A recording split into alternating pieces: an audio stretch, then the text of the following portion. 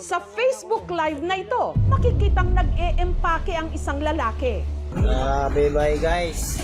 Ang sinusubukan niyang takasan noon, pagragasa ng baha sa inuupahan niyang boarding house sa Davao City. Guys, live update. Nabarat ka, dahil malamang ako dyan boarding house. Kaano nga ni.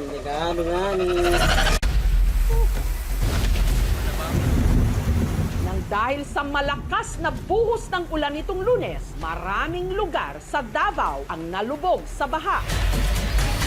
Taas tayo. May mga motoristang na-stranded. Ulok ng mga bata noon. Daan-daang residente rin ang kinailangang ilikas.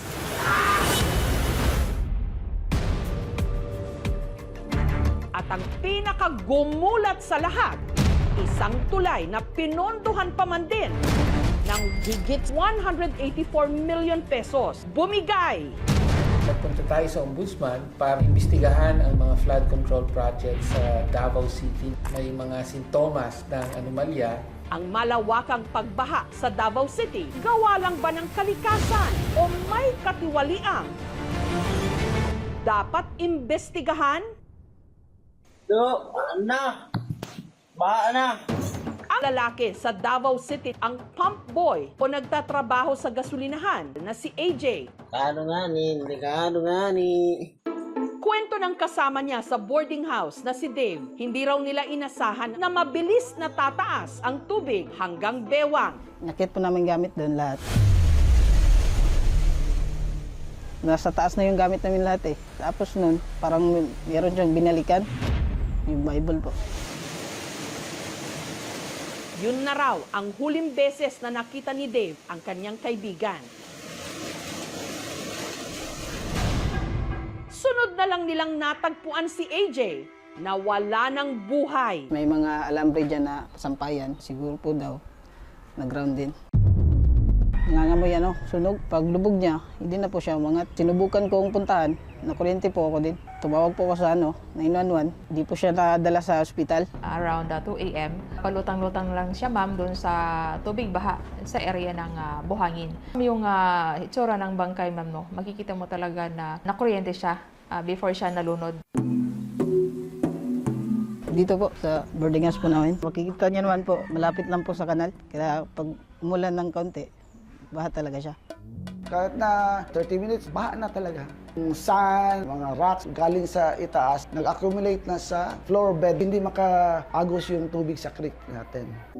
Ang mga labi ni AJ nakaburol ngayon sa kanilang bayan. Grabe dyan niya ka-loving sa iyang mga igsuon.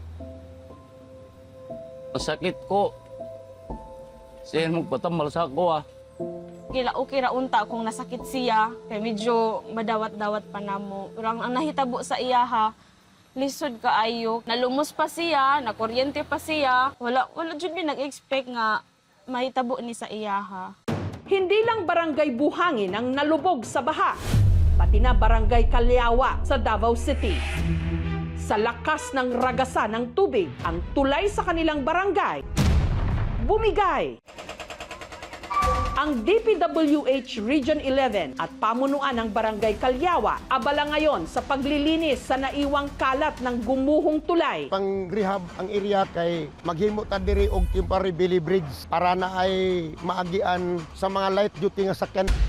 May alternatibong ruta naman daw para makatawid pabayan ang mga residente. Yun nga lang, 1 oras ang aabuti ng biyahe. Dili na namo mapadala dito sa amo ang suki. So nangadaot na nana ang uban na hinog. Kaya ang ilan sa mga residente, mas pinipiling dumaan na lang sa nagibang tulay kahit napakadelikado. Hindi po ba delikado? Medyo po ma'am, pero wala pong magagawa. Walang ibang daanan po, ito lang. Pero bakit nga ba bumigay ang tulay?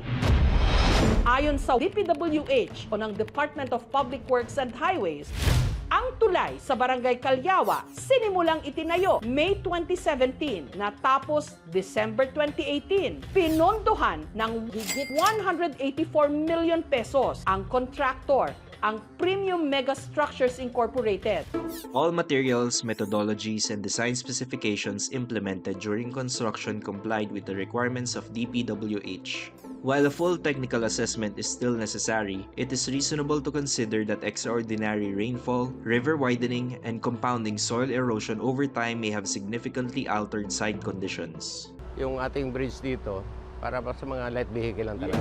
Ayon naman sa Assistant Regional Director ng DPWH Region 11 na si Jueto Tulaylay, ang tulay sa Barangay Calyawa hindi raw substandard. Ang pagguho nito maituturing daw na force majeure o dahil sa hindi makontrol na mga pangyayari gaya ng malakas na ulan. After ng flash floods, yung red line is the actual river channel now. So it shows that the Calyawa Bridge is almost on the middle na of the river channel. 60 meters wide na yung river channel. Nagkaroon ng parang turbulence, talagang no way to survive the bridge. Plus the debris coming from the upstream of the river.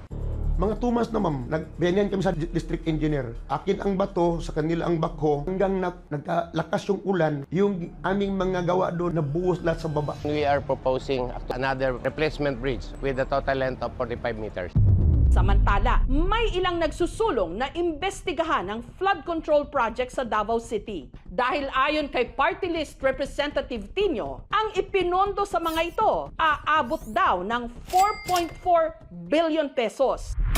Nitong May 19, naghain si Tino ng request sa Ombudsman na silipin ang di umano red flags ng 80 sa 121 na flood control projects sa Davao City. Una rito, overlapping. Dalawang proyekto na magkahiwalay, may sariling pondo, pero tila sa isang lugar lang. Isa naman, double funding. Pinaka-common, walang mga detalye.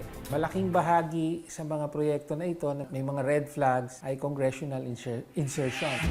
Ang mga proyektong ito ipinagawa mula 2019 hanggang 2022 sa District 1 ng Davao City na sakop ni Congressman Paulo Duterte, panganay na anak ni dating Pangulong Rodrigo Duterte.